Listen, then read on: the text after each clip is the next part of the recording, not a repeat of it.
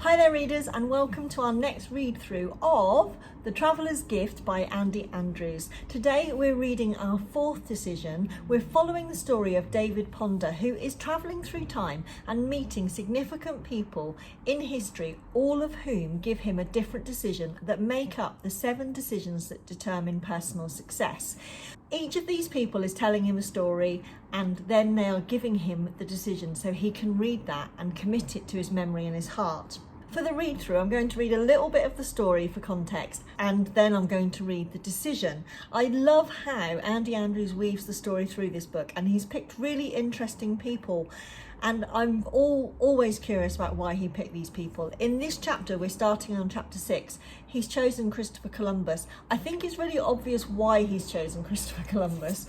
So I'll just recap on who Christopher Columbus is. So he was an Italian explorer and navigator. He completed 4 voyages across the Atlantic Ocean, and it opened the way for the widespread exploration and colonisation of the Americas by the Europeans. Now, whatever you think about what happened as a result of that, it cannot be denied that that was an incredible achievement, to believe that there was land the other side of the ocean at a time when everybody thought the world was flat. So I think he's a really good choice for this decision. Let's get into it. I'm starting on page 79, so you can read along, or if you haven't got this book, I'm going to be reading enough for you to get the gist and to understand it, so you can participate in book club, or maybe you'll decide to read the book after all.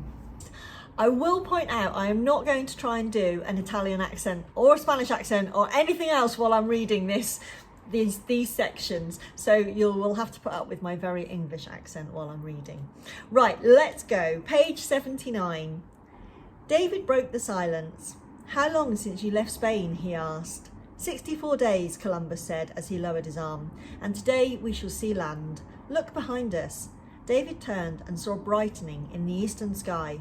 Dawn will be breaking soon. When it does, directly in front of the Santa Maria, you will see land. Beautiful land with trees and fruits and animals and people who will welcome us as heroes.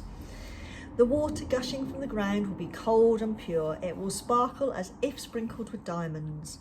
This will be a place for men's dreams to come true, a glorious new world claimed by Cristobal Colon in the name of King Ferdinand and Queen Isabella. David leaned forward and put his hands on the lips of the crow's nest. "That would be King Ferdinand and Queen Isabella of Spain, correct?" he asked. Columbus nodded. "They are the financiers of this expedition. King John of Portugal, my king, said no to this grand opportunity, as did the kings and queens of many other countries. 19 years, my friend, it took 19 years to find sponsorship. For 19 years, I endured the agony of public humiliation for my convictions." "What convictions?" David asked. "The conviction," Columbus said, his voice rising, "no, the absolute certainty that I can establish a new trade route by sailing west." West! Columbus grabbed David by the shoulders and shook him once as he said, "My friend, the world is a sphere. It is not flat. We are sailing around the earth on the smooth surface of a sphere. We will not fall off some imaginary ledge." "Are you the only person who believes this?" David asked.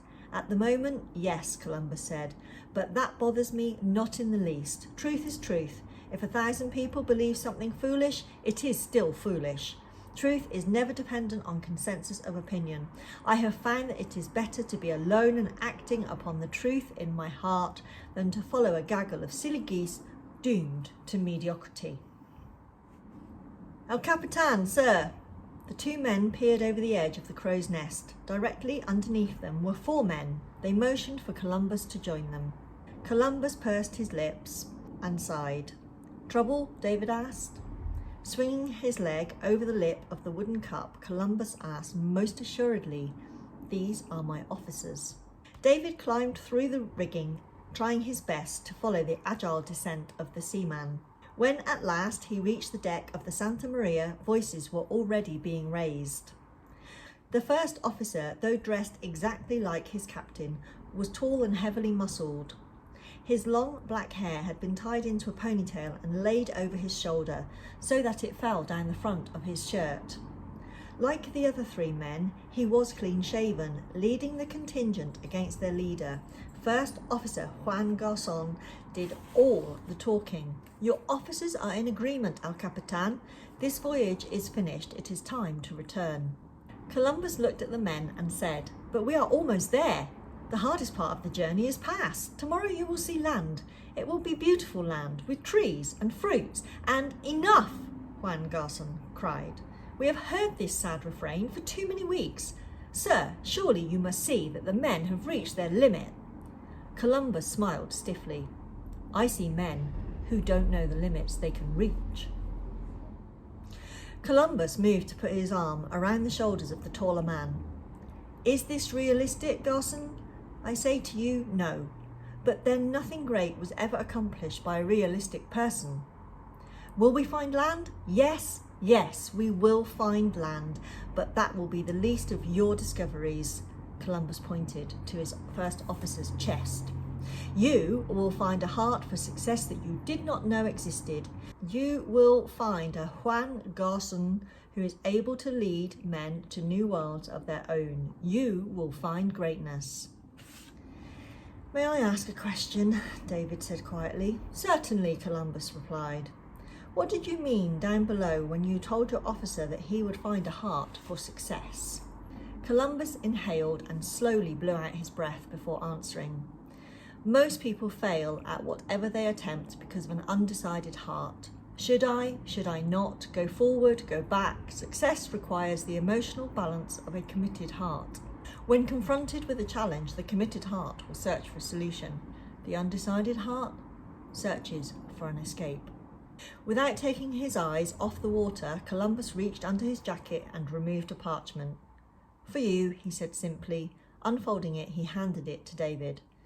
David took the yellow paper, glanced at it briefly, and said, "You will find your new world."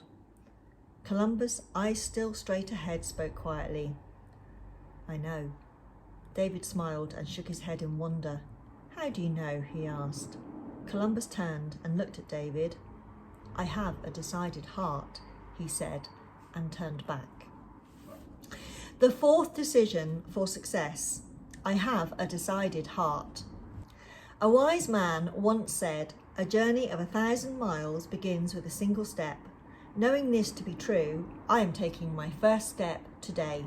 For too long, my feet have been tentative, shuffling left and right, more backward than forward, as my heart gauged the direction of the wind. Criticism, condemnation, and complaint are creatures of the wind. They come and go on the wasted breath of lesser beings and have no power over me. The power to control direction belongs to me. Today I will begin to exercise that power. My course has been charted, my destiny is assured. I have a decided heart. I am passionate about my vision for the future. I will awaken every morning with an excitement about the new day and its opportunity for growth and change. My thoughts and actions will work in a forward motion, never sliding into the dark forest of doubt or the muddy quicksand of self-pity. I will freely give my vision for the future to others, and as they see the belief in my eyes, they will follow me. As I lay my head on my pillow at night, happily exhausted, knowing that I have done everything within my power to move the mountains in my path. As I sleep, the same dream that dominates my waking hours will be with me in the dark. Yes, I have a dream. It is a great dream, and I will never apologize for it. Neither will I ever let it go, for if I did, my life would be finished. My hopes, my passions, my vision for the future are my very existence. A person without a dream never had a dream come true. I have a decided heart. I will not wait. I know that the purpose of analysis is to come to a conclusion. I have tested the angles, I have measured the probabilities, and now I have made a decision with my heart. I am not timid. I will move now and not look back. What I put off until tomorrow, I will put off until the next day as well. I do not procrastinate. All my problems become smaller when I confront them. If I touch a thistle with caution, it will prick me, but if I grasp it boldly, its spines crumble into dust. I will not wait. I am passionate about my vision for the future. My course has been charted. My destiny is assured. I have a decided heart. There you go. That's the fourth decision. I think all that remains is for me to ask you, what is your dream and what is your heart decided about? I look forward to you joining us for the fifth decision in our next video. Bye.